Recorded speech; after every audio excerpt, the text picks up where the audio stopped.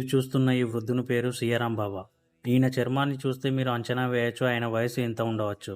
ఈ బాబాకు సుమారు 110 సంవత్సరాలు ఉంటాయని అంటారు. వయసులో కూడా బాబా 24 గంటలు రామచరిత్రను పఠిస్తూనే ఉంటారు. బాబాజీకి ఎన్నో శక్తులు ఉన్నాయని నమ్ముతారు.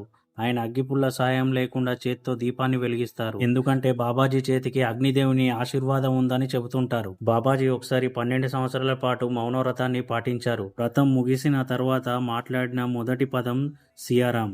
అందుకే అందరూ ఈ బాబాని సంత్ సియారాం అని పిలుస్తారు. ఆయన గతంలో 10 సంవత్సరాల పాటు నిలబడే తపస్సు చేశారు.